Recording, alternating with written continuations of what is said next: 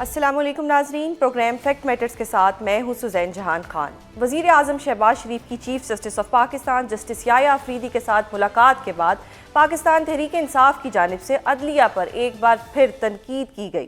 اس ملاقات کے بعد پی ٹی آئی کی جانب سے موقف اپنایا گیا کہ عدلیہ کو سیاست سے باہر رہنا چاہیے۔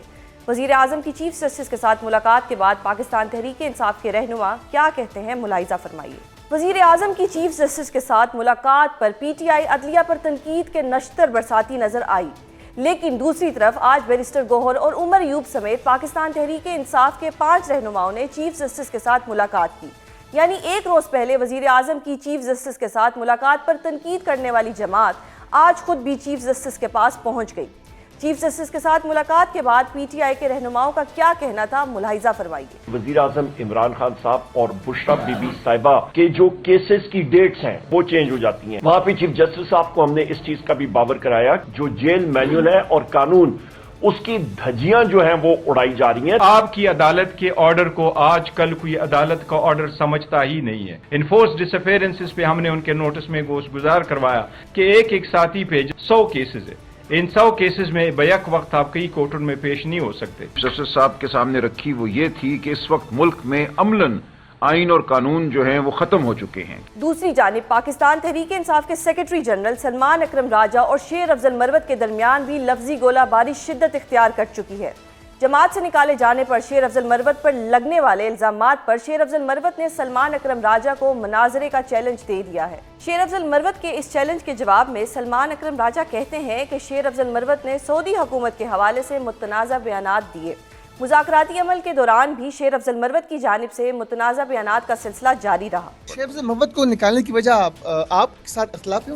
نہیں دیکھیے، وہ بہت عرصے سے ان کا معاملہ پارٹی میں چل رہا تھا۔ انہوں نے سعودی حکومت کے حوالے سے جو بیان دیا اس سے پارٹی کو سخت نقصان پہنچا۔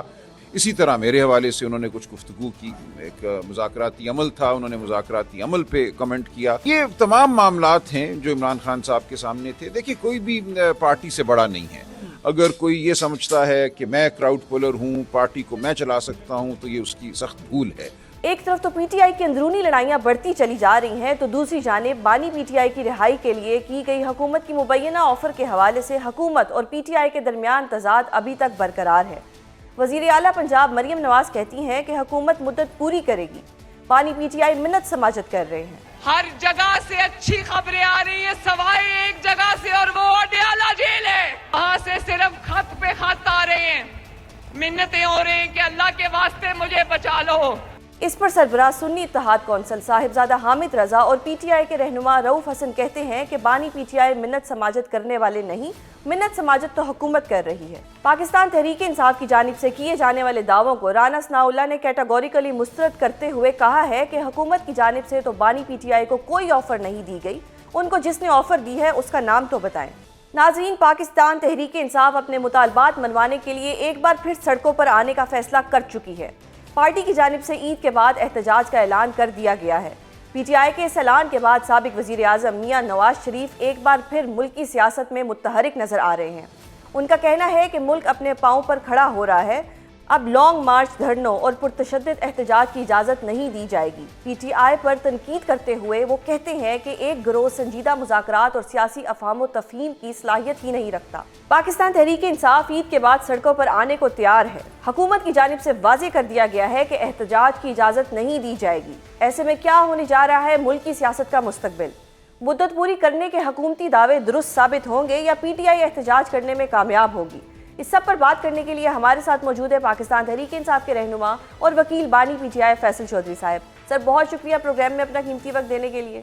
جاننا چاہوں گی کہ یہ مطلب پی ٹی آئی والے آپس میں لڑتے ہی رہتے ہیں، جب دیکھو ہم نے آپ سے جب بھی ڈسکشن کی ہے ان کی لڑائیوں پہ ہی بات کی ہے، آپ لوگ اگر آپس میں لڑیں گے تو بانی پی ٹی آئی کا کیس کون لڑے گا؟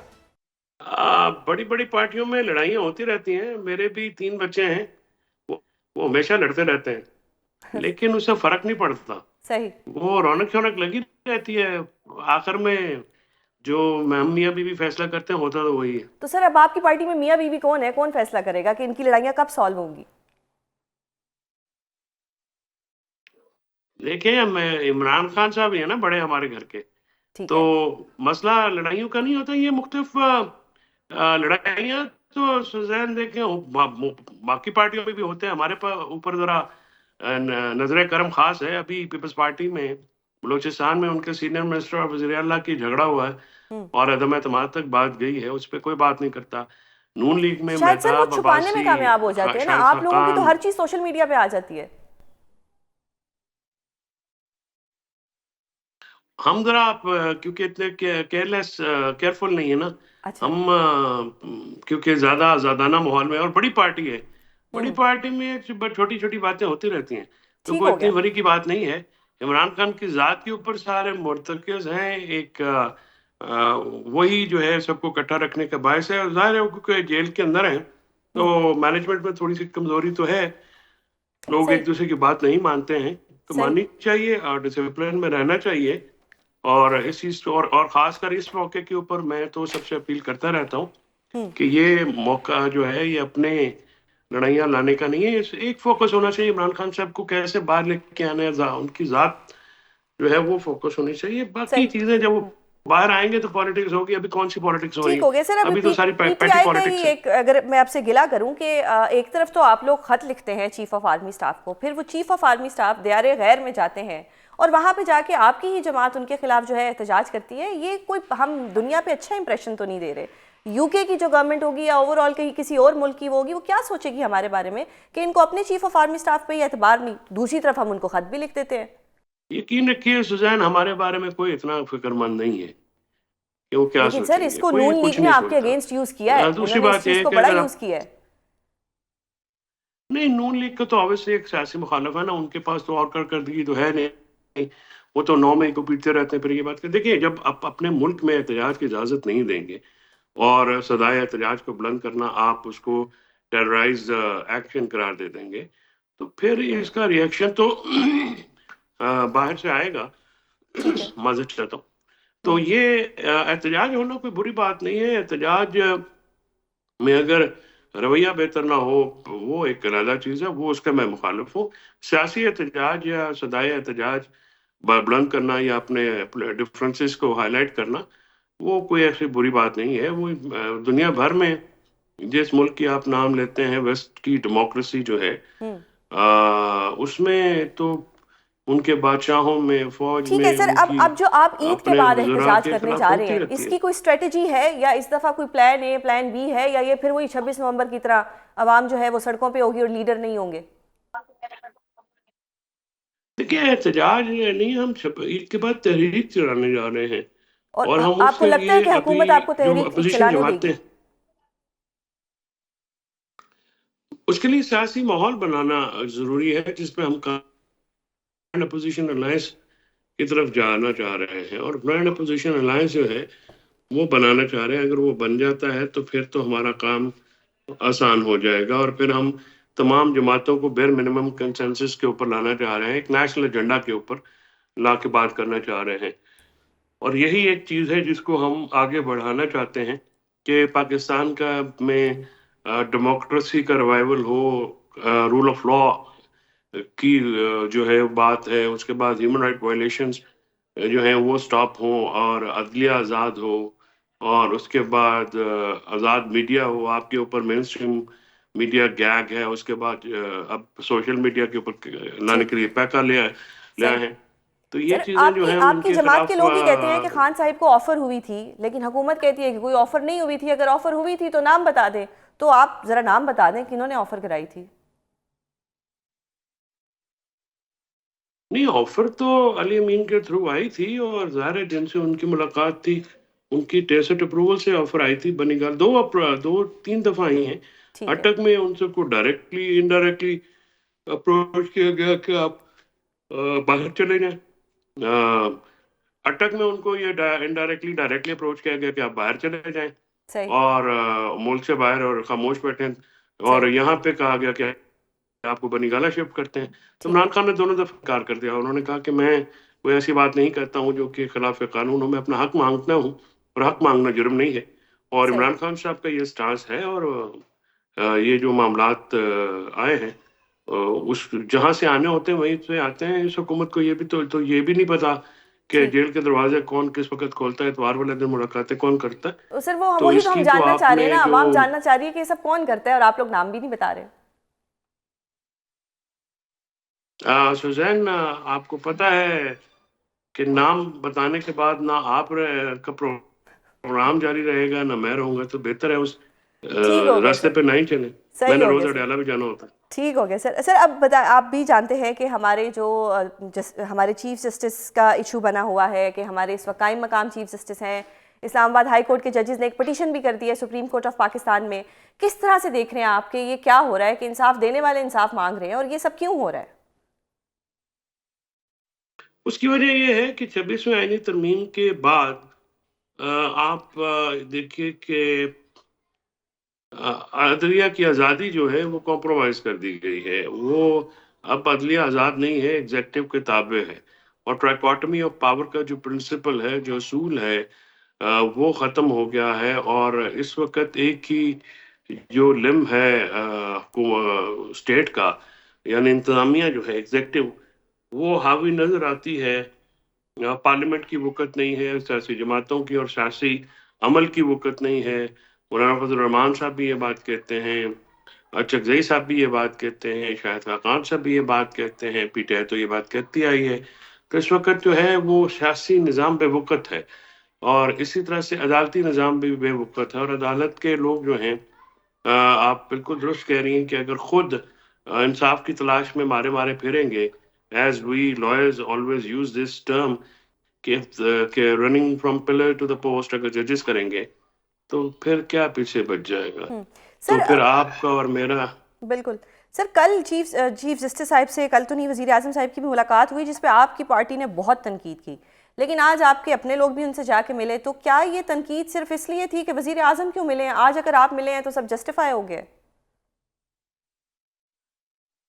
میں اس بات پہ آپ سے ایگری کرتا ہوں کہ نہیں ملنا چاہیے تھا, لیکن ہماری جماعت میں پھر یہ کنسنسس ہوا کہ دیکھیے ایک موقع ہے جس میں ہم عدالت کے سامنے اپنے گریویانس رکھیں, اور اس موقع کو بجائے اس کے کہ یہ میسج دیں کہ ہمارا اختلاف ہے اور ہم ہر وقت لڑتے بھڑتے رہتے ہیں, ہم اپنی جو شکایتیں ہیں, جو ہمارے ساتھ مظالم ہیں یا ہمارے ساتھ جو سلوک روا رکھا گیا ہے, وہ چیف جسٹس صاحب کے سامنے رکھیں, اور اس میٹنگ میں اس کو جو ہے وہ سب کے سامنے کریں.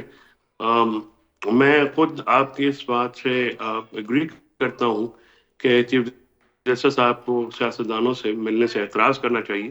ایز اے وکیل میں عرض کر رہا ہوں کہ اس سے جوڈیشل جو انڈیپینڈنس ہے وہ کمپرومائز ہونے کا تاثر جاتا ہے, چاہے نہ بھی ہو. تو اگر وہ اعتراض برتتے تو بہتر تھا. اور جو وزیر اعظم سے علیحدہ ملاقات ہوئی ہے وہ بھی غالباً اپوزیشن کی جماعتوں کی انکار میں کے بعد انہوں نے علیحدہ ملاقات کی. وہ غالباً سب کو اکٹھا بنانا چاہ رہے تھے. صحیح. فیصل سر, فواد چودھری صاحب کو پارٹی سے بہت شکوے شکایتیں ہیں اور وہ موجودہ قیادت کے اوپر الزامات بھی لگاتے ہیں, اور آپ بھی قیادت کا حصہ ہیں. تو کس طرح سے لگتا ہے آپ کو اپنے ہی بھائی سے اس قسم کے ریمارکس سننا کہ وہ تو آپ کی طرف بھی اشارہ پھر آئے گا, کیونکہ قیادت کا حصہ تو آپ بھی ہیں؟ میں سمجھتا ہوں کہ ان سمیت پی ٹی آئی کی جو موجودہ لیڈرشپ ہے ان کا فوکس عمران خان کی رہائی ہونی چاہیے. ذاتی اختلافات شکایتوں کا وقت نہیں ہے. یہ وقت جو ہے وہ عمران خان کی رہائی کے لیے, ان کی ذات کے لیے, بشرا بی بی کی رہائی کے لیے, ان کے کیسز کو ختم کرنے پہ فوکس کرنے کا ہے, بجائے کہ شخصیات کے اوپر جو ہے وہ جو اپنے ڈفرینسز ہیں ان کو ہائی لائٹ کرنے کا ٹائم نہیں ہے. تو یہ ٹائم جو ہے عمران خان صاحب کی ذات اور ان کی مشکلات کو کم کرنے کے لیے جو ہے استعمال ہونا چاہیے. مروت صاحب ناراض ہو گئے ہیں اور وہ کہہ رہے ہیں مجھے کیوں نکالا. تو آپ کو کیا لگتا ہے کہ انہیں کیوں نکالا, اور کیا ان کی کوئی ریسٹوریشن کا کوئی پروسیس ہوگا یا کوئی ان کی واپسی کے چانسز ہیں؟ شیر افضل مروت صاحب نے اپنے جو پوسٹ آؤسٹر بیانات دیے ہیں اس سے تو اپنے آؤسٹر کو جسٹیفائی کر رہے ہیں, اور وہ اس بات کا اندیہ دے رہے ہیں کہ شاید ان کا پارٹی سے نکالے جانے کا فیصلہ درست تھا.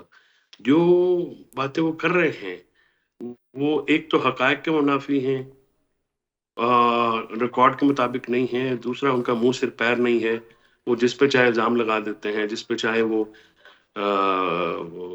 بات کر دیتے ہیں. ان کو मुकदमात की भी तफसील का नहीं पता। तो वो जो बातें कर रहे हैं वो उनसे तो उनकी वापसी बहुत दूर होती जा रही है और मेरे ख्याल में हो गई है। और इस तरह की गुफ्तगू के बाद जो पीटीआई में तो उनकी वापसी जो है वो रोज बरोज मुश्किल होती जा रही है और हो गई है। ये आते रहते हैं वक्त सियासतदानों पे, लेकिन वो क्योंकि सियासतदान नहीं है, मैंने जैसे अर्ज किया पीटीआई के बहुत सारे लोगों की तरह, तो वो भी जो है अपने सर, जज्बात पे बहुत सारे कंट्रोल लोगों का उनका भी नहीं नाम है। दे दें जो आपको लगता है कि सियासतदान नहीं है लेकिन पीटीआई में आ गए हैं। नहीं, उसमें मौजूदा क़यादत भी देखिए ना, वो बहुत सारे ऐसे हैं, वो तो वकला भी हैं। हर वकील एतजाज ऐसा तो नहीं होता, ये सही लतीफ़ खोसा तो नहीं होता जिनको सियासत का भी पता हो और वकालत का भी पता हो। सही, तो बहुत कम लोग होते हैं ना जिनका ये तजर्बा होता है। बिल्कुल ठीक हो तो गया लिहाजा जी। जो ज्यादा लोग जो हैं वो तो 9 मई के ये इलेक्शन के करीब आए हैं, तो उनको पीटीआई की जो ओवरऑल मुल्क की सियासत पे भी तजर्बा नहीं है इतना, ये बात तो फैक्ट है। बिल्कुल ठीक हो गया सर, बहुत शुक्रिया फैसल चौधरी साहब प्रोग्राम में अपना कीमती वक्त देने के लिए। नाज़रीन, यहाँ पर लेते हैं एक ब्रेक से वापस आएंगे तो हमारे साथ मौजूद होंगे मुस्लिम लीग नून के रहनुमा तारिक फजल चौधरी साहब। वेलकम बैक नाज़रीन, हमारे साथ कॉल पर मौजूद हैं तारिक फजल चौधरी साहब। सर, बहुत शुक्रिया प्रोग्राम में अपना कीमती वक्त देने के लिए। आप जानते हैं कि ईद के बाद पीटीआई जो है वो एहतजाज की कॉल दे रही है और बल्कि वो कह रहे हैं कि हमने बाकायदा तहरीक चलानी है। तो हुकूमत इस दफ़ा क्या करेगी? क्या आपकी जो है आपका प्लान होगा? और फाइनली हमने सुना कि मोहतरम नवाज शरीफ साहब ने भी जो एक खामोशी थी वो तोड़ दी। तो किस तरह से देखते हैं आप इस चीज़ को कि क्या दोबारा से कोई लड़ाई होने जा रही है या कोई वाकई कुछ हैपनिंग होने वाला है पाकिस्तान में? बिस्मिल्लाहिर्रहमानिर्रहीम, बहुत शुक्रिया आपने प्रोग्राम में दावत दी। देखिए, पाकिस्तान तहरीक इंसाफ का ये जो आपको ड्रामा नज़र आ रहा है एहतजाज के नाम पे मुल्क में फितना और फसाद फैलाना, ये कोई अभी हालिया दिनों की बात नहीं है। 10-11 साल का ये एक तवील सफ़र है जो शर और फसाद पे मुश्तमिल सियासत उन्होंने मुल्क में फ़रोग दी है। और ये 2014 से शुरू होता है कि जब उन्होंने उस वक्त धरना दिया 126 दिनों का, और उसके बाद पाकिस्तान का कोई शहर ऐसा नहीं जो उन्होंने बंद ना किया हो, मेन शाहराहें ना बंद की हो, एहतजाज, तोड़ फोड़, जलाओ घिराओ। और अभी पिछले 1 साल में जिस तरह उन्होंने मुतवातिर इस्लामाबाद के ऊपर बाकायदा मुसल्लह जत्थों की शक्ल में हमले किए हैं, वो भी पूरे मुल्क ने देखे हैं। और उसके साथ इससे पहले भी जब इमरान खान साहब गिरफ्तार नहीं हुए थे तो उस वक्त भी जहाँ जहाँ उनकी पेशियाँ होती थी वहाँ वहाँ उनकी अटैक्स और हमले, चाहे वो एहतसाब अदालतें हों, चाहे वो हाई कोर्ट्स हों। फिर उससे पहले आपने 9 मार्च देखा कि किस तरह उन्होंने अस्करी तनसीबात पे और शोहदा की यादगारों पे हमले किए, GHQ पे हमले किए 9 मई। तो ये तमाम वो वाक़यात का तसलसल है कि एहतजाज के नाम के ऊपर मुल्क में इंतशार और फितना और फसाद फैलाया जाता है। सही। हुकूमत जो है वो यकसू है कि मुल्क को आगे बढ़ना है, पाकिस्तान ने आगे तरक्की करनी है। इस तरह की सियासत से कभी भी मुल्क तरक्की नहीं कर सकते, दुनिया का कोई मुल्क तरक्की नहीं कर सकता। लेकिन हम कमिटेड हैं और हम इंशाल्लाह ताला इस मुल्क को आगे लेके जाएंगे। सही। हमारे लेकिन सर, पुरअमन एहतजाज की इजाजत तो आइन भी देता है ना, तो अगर ये आपको कहें कि हमारा तो पुरअमन एहतजाज है तो फिर तो आप करने देंगे? देखिए, 9 मार्च का भी, अपना 9 मई को भी जी जो इमरान खान साहब का बयान आया था, उन्होंने कहा था कि मैंने कहा है अवाम को कि आप फौजी तनसीबात और GHQ के सामने आप 9 मई को पुरअमन एहतजाज करें। उस पुरअमन एहतजाज का फिर नतीजा आपने देखा। जरा वो मनाजिर अपने टीवी पे चलाएं तो सही कि जिसमें जलाओ है, घेराव है, मार धाड़ और आग लगाई जा रही है और शुहदा के मुजस्मे गिराए जा रहे हैं। ये पुरअमन एहतजाज था। सही। तो ये हर मर्तबा नाम अपने आईनी हुकूक का लेते हैं कि जनाब हम पुरअमन एहतजाज करेंगे। लेकिन और सर, उसके अब बाद आप क्या कहते हैं, जैसे कि मियां साहब ने फरमाया हैं कि हम एहतजाज की इजाजत नहीं देंगे, तो पुरअमन एहतजाज हो तब भी हम इजाजत नहीं देंगे, ये उनका कहने का यही मतलब था कि जो आइन ने एक इजाजत दी हुई है हम उसकी इजाजत भी नहीं देंगे? नहीं, हम देखिए, बात ये होती है कि आप बार बार एक ही सवाल कर रही हैं। मैं आपको समझाने की ये कोशिश कर रहा हूँ कि पुरअमन एहतजाज अगर ये करे तो हमें कोई एतराज नहीं है, लेकिन ये पुरअमन एहतजाज होता नहीं है। सही हो गया। दूसरी बात ये है कि कुछ बयानात खुद इनकी जो अपनी लीडरशिप है उनके मार्च से पहले आना शुरू हो जाते हैं। اور وہ بیانات کیا ہوتے ہیں جناب کہ ہم نے کفن باندھ لیے ہیں، ہم گولیاں ماریں گے بھی اور کھائیں گے بھی اور ہم پتہ نہیں کیا کریں گے اور گھر واپس نہیں آئیں گے. ایک بات. دوسری بات، گورنمنٹ کے پاس انٹیلیجنس انفارمیشن بھی ہوتی ہیں کہ جو یہ تیاری کر رہے ہیں اس میں کوئی پلان اصل میں ان کا کیا ہے، ان کے ساتھ کوئی مسلح لوگ ہیں نہیں ہیں. پچھلی دفعہ بھی ان کے کانوائے سے 2 گاڑیاں انٹرسیکٹ کی گئی تھیں جن میں اسلحہ تھا. جی وہ خبر ہم نے جان کے میڈیا میں بریک نہیں کی کہ اس سے عوام میں جو ہے وہ ایک آپ یہ کہیں کہ خوف کی لہر پھیلتی ہے. لیکن یہ ساری باتیں نا ہماری انٹیلیجنس کے پاس ہوتی ہیں، اس لیے ہمیں پتا ہوتا ہے کہ یہ پرامن احتجاج ہے یا پرتشدد احتجاج ہے، اس لیے ہم کہتے ہیں کہ اس کی اجازت نہیں دی جائے گی. صحیح. سر اب پی ٹی آئی والے جو ہے وہ ایک تو کہتے ہیں کہ ہم عید کے بعد احتجاج کریں گے، پھر جو ایک حکومت کے خلاف ایک opposition alliance, grand opposition alliance بھی بنایا جا رہا ہے. ابھی کچھ دیر پہلے ایک پریس کانفرنس ہوئی جس میں اچک زئی صاحب اور شاہد خاقان عباسی صاحب تھے، اس میں بھی انہوں نے ایسی بات کی کہ ہم اپوزیشن جماعتوں کے ساتھ مشاورت کریں گے. حکومت کے لیے کوئی ہم دیکھ رہے ہیں کہ کوئی سوچنے کا ٹائم آ گیا ہے یا حکومت کے لیے کوئی مسائل پیدا ہونے والے ہیں؟ کیونکہ انہوں نے اپنی پریس کانفرنس میں ایک بات کہی اچک زئی صاحب نے، انہوں نے کہا نواز شریف نے ووٹ کو عزت دینے کا نعرہ لگایا، ووٹ کو عزت نہ دینے پر وزیر اعظم کو پھانسی ہوئی. تو یہ آپ کو لگتا ہے کہ خطرے کی گھنٹی ہے کہ گرینڈ اپوزیشن الائنس جو ہے یہ بڑا ایکٹیو ہو رہا ہے؟ دیکھیے، میں ذاتی طور پہ یہ رائے رکھتا ہوں، میں کوئی اپنی جماعت کی بات نہیں کر رہا، لیکن میں یہ رائے رکھتا ہوں کہ اگر ان کے ساتھ مولانا فضل الرحمان صاحب اور باقی لوگ اگر کوئی الائنس کرتے ہیں، وہ شاید ان کو کوئی عقل کی بات سکھائیں. کیونکہ تحریک انصاف کے اندر تو جو عقل کی بات کرنے والے چند لوگ ہیں وہ تو پچھلی صفوں میں ہوتے ہیں، ٹھیک ہے، اور جو شر پھیلانے والے لوگ ہوتے ہیں اور شر کی بات کرنے والے لوگ ہوتے ہیں اور شرارت کی زبان بولتے ہیں وہ سب سے آگے ہوتے ہیں، اور عمران خان صاحب کے پسندیدہ بھی وہی لوگ ہیں. تو یہ اگر کوئی الائنس بنے گا تو ہو سکتا ہے کہ وہ انہیں بتائیں کہ سیاست میں احتجاج کیسے ہوتا ہے اور سیاست کی کیسے جاتی ہے. صحیح ہے. یہ تو اس بات سے واقف ہی نہیں ہے کہ سیاست کیسے ہوتی ہے. صحیح. سر اگر میں اوور آل پاکستان کی سچویشن کی بات کروں تو ہم لوگ، اگر میں اپنے شو کی بھی بات کروں تو ہم پولیٹیکل سے شروع ہو کے پولیٹیکل پہ ختم کرتے ہیں، نواز شریف صاحب، عمران خان صاحب، زرداری صاحب. لیکن اب اگر دیکھا جائے تو دہشت گردی جو ہے وہ سر اٹھا رہی ہے اور بلوچستان میں اس وقت حالات بہت خراب ہیں. تو حکومت اس پہ کوئی سٹیپ کیوں نہیں لے رہی؟ کیا صرف ہم یہ پارٹیز کو ہی ڈسکس کرتے رہیں گے، دھرنوں کو ہی ڈسکس کرتے رہیں گے، یا کوئی اقدامات بھی اٹھائیں گے دہشت گردی کو روکنے کے لیے؟ آپ نے بہت خوبصورت بات کی ہے. کیا ملک صرف مسلم لیگ نون کا ہے یا ملک صرف پیپلز پارٹی کا ہے؟ صحیح. جو حکومت نون کی آئی ہوئی ہے نا سر. افراد ہیں، نہیں میں عرض کرتا ہوں جو تحریک انصاف کے لیڈر ہیں یا ان سے منسلک لوگ ہیں، پاکستان ان کا نہیں ہے. ہماری ذمہ داری بحیثیت گورنمنٹ بہت مختلف ہے اور بالکل ہے، ہم وہ کردار ادا کر رہے ہیں، فوج اپنا کردار ادا کر رہی ہے، جوان افسران شہادتیں دے رہے ہیں، بالکل دہشت گردی سے لڑا جا رہا ہے، اس سے جان نہیں چھڑائی جا رہی ہے، پیچھے نہیں ہٹ رہے. فوج فرنٹ پہ ہے، گورنمنٹ کی پوری سپورٹ ہے، انٹیلیجنس اداروں کی پوری سپورٹ ہے.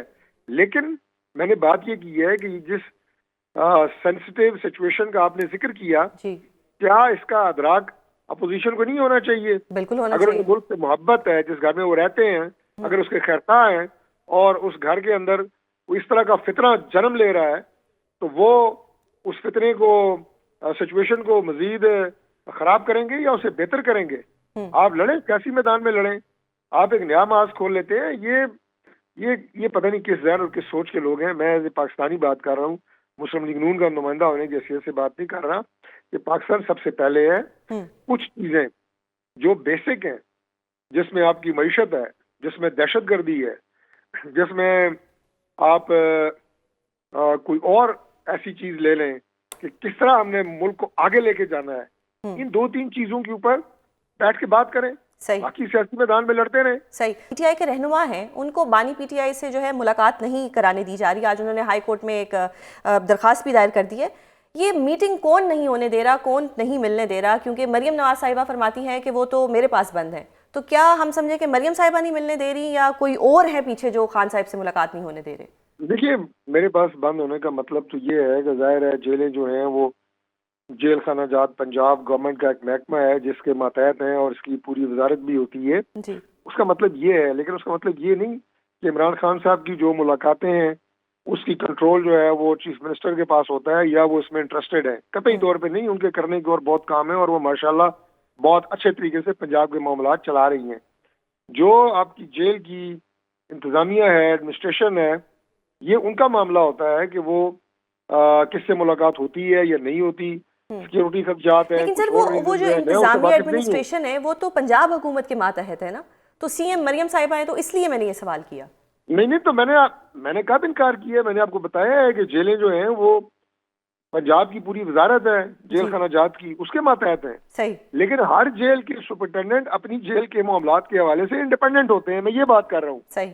ایسا نہیں ہے کہ پنجاب میں جتنی جیلیں ہیں اس میں قیدیوں کی ملاقاتیں جو ہے وہ لاہور سے کنٹرول ہوتی ہیں یا سی ایم کا محکمہ اس کو دیکھتا ہے. نہیں، وہ اپنے جو سپرنٹینڈنٹس ہیں اور انتظامیہ جیل کی ہوتی ہے وہ دیکھتی ہے. بالکل ٹھیک اب کیا ریزن ہے مجھے تو نہیں پتا کہ پنڈی جیل کی اڈیالہ جیل کی کیا ریزن ہے کہ کسی وجہ سے ان کی ملاقاتیں نہیں ہوئی.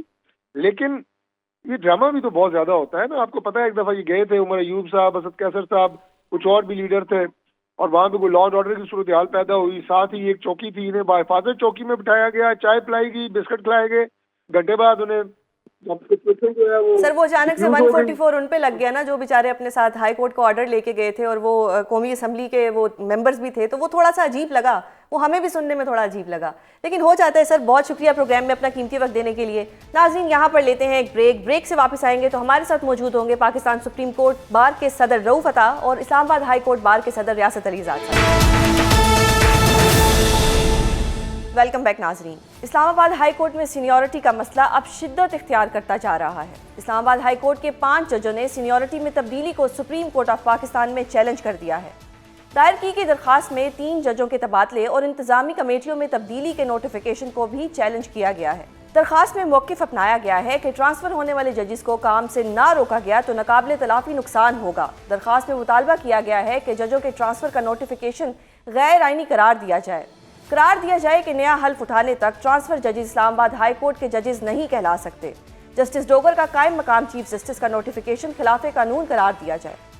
رجسٹرار ہائی کورٹ کو سینیورٹی لسٹ دوبارہ جاری کرنے کی ہدایت کی جائے اور ٹرانسفر ججز کو کوئی بھی انتظامی یا عدالتی کام کرنے سے روکا جائے. سینیورٹی کا یہ مسئلہ اب انتہائی اہم فیز میں داخل ہو چکا ہے. اسلام آباد ہائی کورٹ میں سینیورٹی کے مسائل اور دیگر عدالتی امور پر بات کرنے کے لیے ہمارے ساتھ موجود ہے پاکستان سپریم کورٹ بار کے صدر میاں رؤف عطا اور اسلام آباد ہائی کورٹ بار کے صدر ریاست علی زاد صاحب.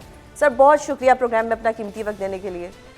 آزاد صاحب آپ سے، کیونکہ آپ اسٹوڈیو میں موجود ہیں، آپ سے سوال کرتی ہوں اور اس کے بعد پھر میں سر کی طرف جاتی ہوں کہ پہلے ہمارے ججز کو تھوڑا ایک شبہ ہوا، انہوں نے خط لکھ دیا. خط لکھنے کے کچھ ہی گھنٹوں میں جو کچھ تعیناتی تھیں یا جو تقرریاں تھیں وہ ہو گئیں. حالانکہ ہائی کورٹ میں زیادہ، اسلام آباد ہائی کورٹ میں اتنے کیسز پینڈنگ نہیں تھے جتنے لاہور ہائی کورٹ میں تھے، لیکن جو ہونا تھا وہ ہو گیا.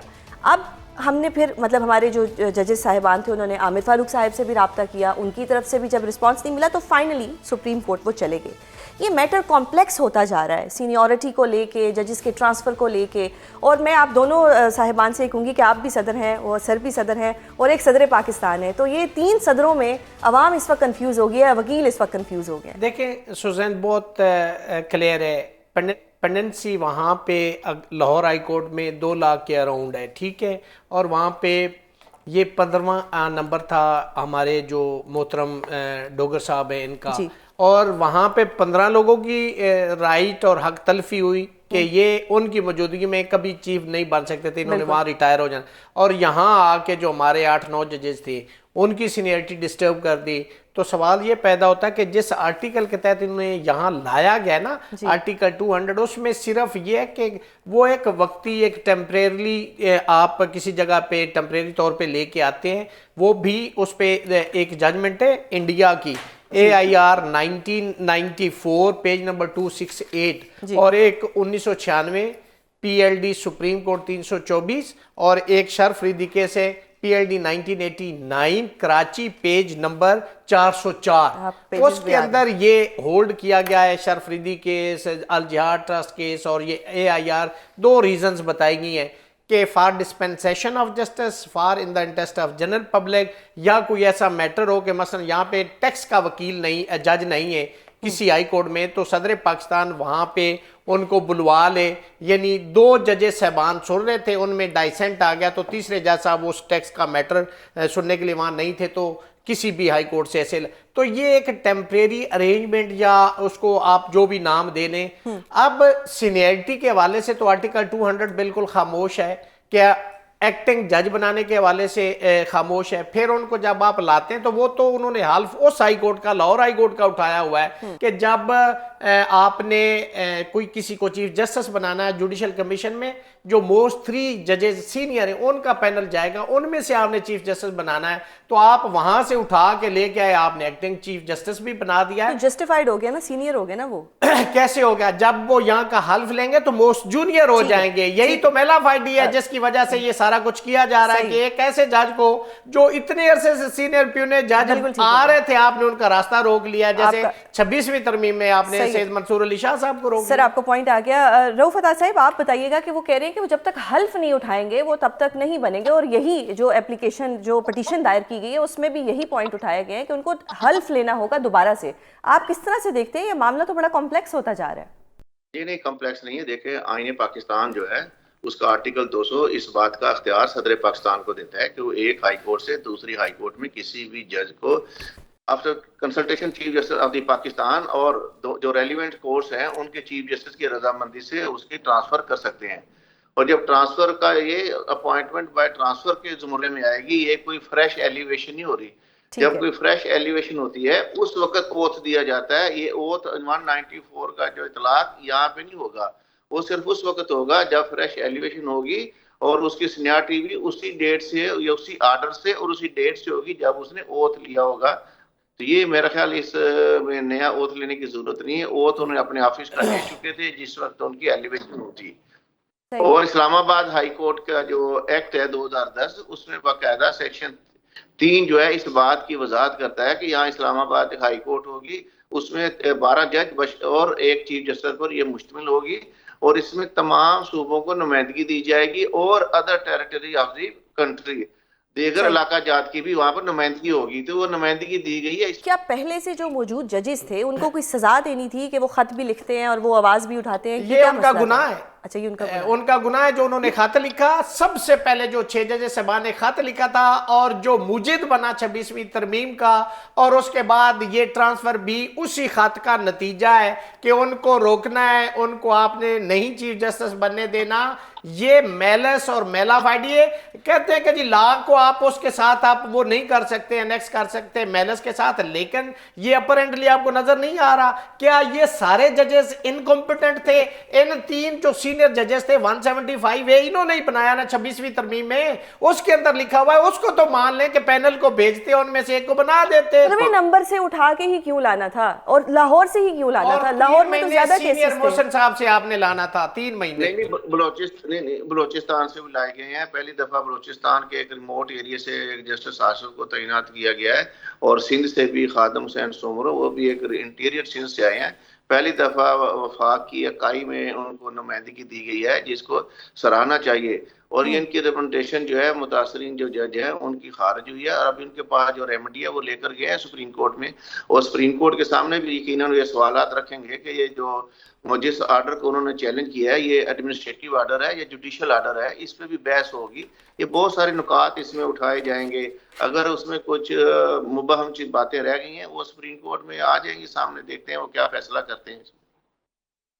ٹھیک ہے. اور سر ایک چیز بتائیے گا کہ اب آپ یہ ایک جج 2015 سے اپنی جو سروسز ہے یا وہ اپنی نوکری جو کر رہے ہیں, اور پھر وہ اگر ایک ان کے ہوتا ہے کہ وہ ایک سینئر بنیں گے, چیف جسٹس بنیں گے, اور ان کے ساتھ یہ نہیں ہوتا تو پھر تو وہ سپریم کورٹ ہی جائیں گے.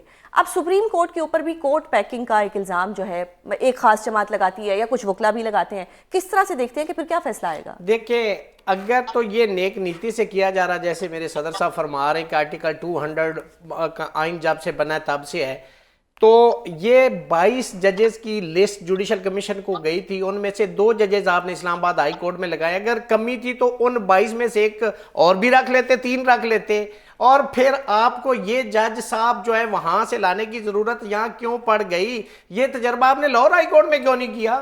یہ آپ نے سندھ میں کیوں نہیں کیا؟ یہ آپ نے بلوچستان میں کیوں نہیں کیا؟ اس لیے کہ یہ جو اسلام آباد ہائی کورٹ ہے that is heart of the country, اور اس کو آپ نے اپنے کنٹرول میں لانا ہے, اپنی مرضی کا بندہ لانا ہے. یہ ریزن ہے، کچھ نہیں، جتنا مرضی ہے سو آپ اس کو بلینکٹ کے اندر رکھ کے اس کے اوپر کور دیتے رہے، اس کو میک اپ کر کے پیش کرتے رہے، یہ قوم ماننے کے لیے، اس کو تسلیم کرنے کے لیے تیار نہیں ہے۔ Apparently on the face of record سب کو پتا ہے کہ یہ کیوں ہو رہی۔ اور اگر دیکھیں یہ جو چیف جسٹس جن کو ایکٹنگ گیا ہے، ابھی میرے صدر صاحب نے فرمایا کہ یہ جو ابہام ہے اور وہ یہ طے ہو جائیں گے۔ چیف جسٹس نے بھی کہا تھا کہ سینئرٹی کا معاملہ جب ہمارے پاس آئے گا تو ہم اس کو جوڈیشل کمیشن میں دیکھیں گے۔ شام کو آپ نے روسٹر جاری کر کے آپ نے سینئرٹی ڈسٹرب کر دی، پھر ویٹ کر لیتے کہ وہ جوڈیشل کمیشن اس کو ڈیسائیڈ کر دیتا۔ پوائنٹ آپ کا بھی آ گیا، ہم نے اس پہ رؤف عطا صاحب کی بھی ہم نے اس پہ سنا جو ان کا پوائنٹ تھا۔ آپ دونوں کے وقت کا بہت شکریہ۔ یہاں پہ پروگرام کا وقت ختم ہوتا ہے، حالانکہ میں بہت زیادہ ڈسکشن کرنا چاہ رہی تھی۔ ناظرین، کل آپ سے دوبارہ ملاقات ہوگی، اپنا بہت خیال رکھیے گا، اللہ حافظ۔